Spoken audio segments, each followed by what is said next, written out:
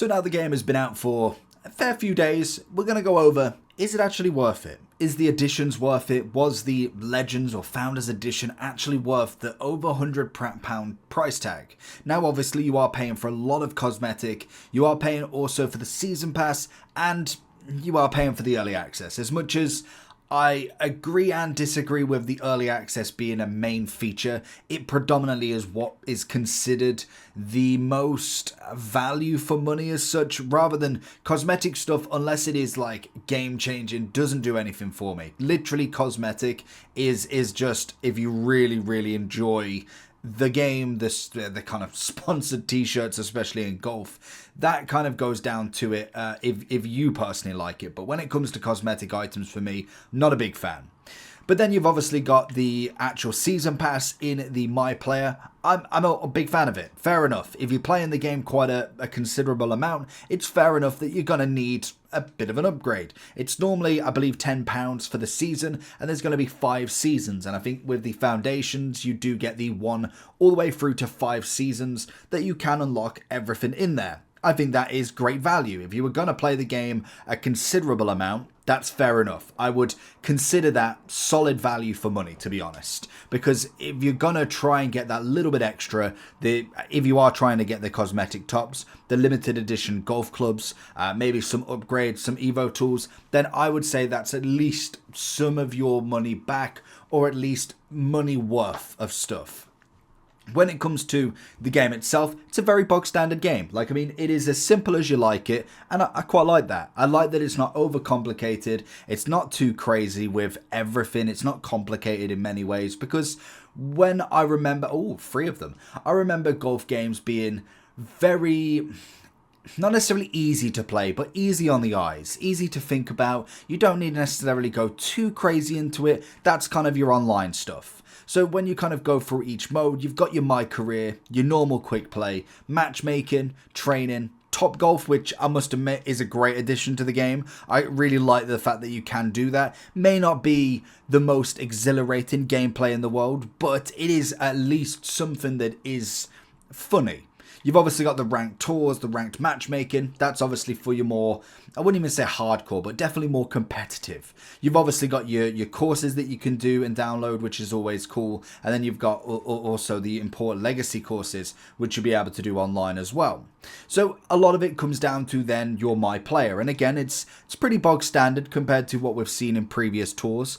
The main thing that's changed is the swing, but even then, that isn't necessarily too different, to be honest.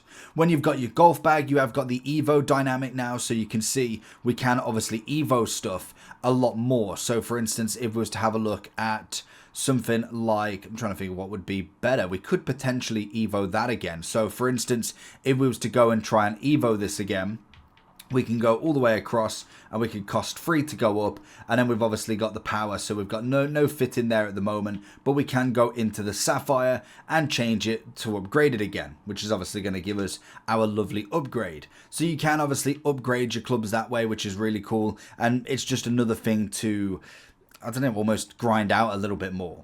Which then you've got yourselves your actual My Player progression. We've got the lovely abilities, as long as we've got stats as well. So I think we're pretty much maxed out there. We're going to max all of that we can. And we've got the transition. We're going to confirm that upgrade to get me into that 87. So if I can, actually, can I confirm that? There we go, we can confirm that, beautiful. But then you've got obviously your T skills that you could do. I think I've got enough in fact now, 26, 24. So we can obviously go with a power drive now. And you've got loads of different approaches. And you do need to obviously pretty much do each character, each archetype from your what is it, your greenskeeper or greenskeeper, I think it was, your powerhouse, your magician, your technician, all of that to be able to upgrade even more, which is going to be good to try the different styles out, because all of them are going to give you a lot of upgrades across the way with all of the quests that are available. And then when it comes to pretty much the My Career, it's as standard as ever. The courses are good, the graphics are good. I would say in terms of what you're experiencing with this golf game, it's nothing too mental where you're like, okay, this is absolutely a brilliant piece of work.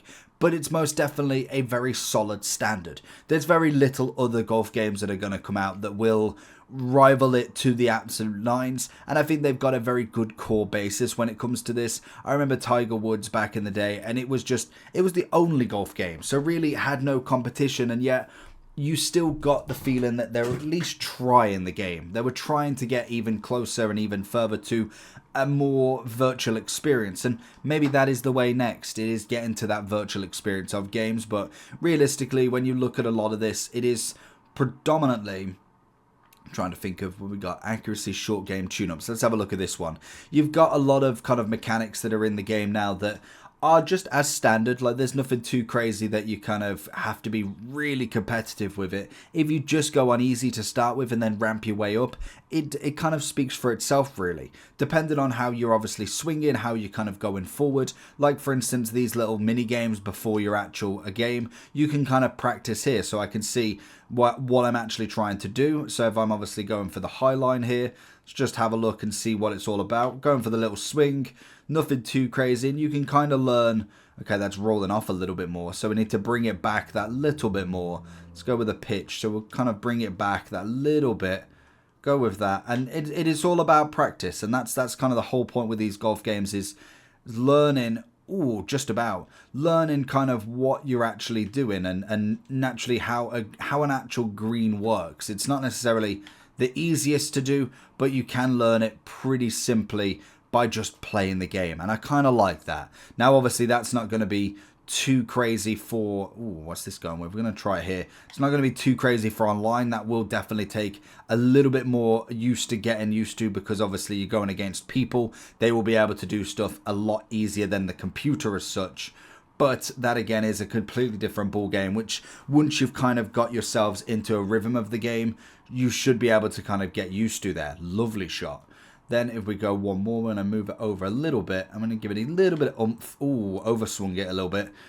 See if that's going to kind of roll in a little bit more. Beautiful. And then we need to... okay, last one. And then when you look at the actual game itself, looking at the courses and how it kind of runs and how smoothly it runs, I must admit, I'm a big fan. I think it works well. It's one of them games that for me is a very relaxing one. You're not necessarily playing it 12, 15 hours a day every day, but that is kind of the point with a game like this. It's not, well, for me personally, it's not meant to be one of them games where you're absolutely grinding at the bit to be able to finish every character as quickly as possible. It is purely for an enjoyment purpose. That is very close. And it works in that fashion for me. There's not necessarily a point where, like how I do FIFA, or if you do like a RuneScape or a World of Warcraft, where you just want to keep going further and further. This is just a pure enjoyment game in my opinion. So they've got it down to a T in terms of the enjoyment. Yes, it could probably be a little bit boring towards the end, but that's where I do think this game is perfect with a friend as well. Having them little competitions where you have to play against each other and kind of, you almost have them little games where you could potentially be somebody with absolutely zero overall versus somebody with a crazy Tiger Woods-esque build. It's interesting to try them different things, and then throwing in the Top Golf and stuff like that is always going to be a very interesting one as well. That was horrendous, far much to the right there. But in general, I think it's definitely worth the minimum. I would say the standard is 100% worth every penny that you pay. When it comes to the full edition, the 100, the 90, I would say it's probably only worth it with the season pass if you are actually going to play, because the problem I have is obviously I paid for the big edition. I can imagine that this isn't going to be a game that I'm grinding out in season 4, say.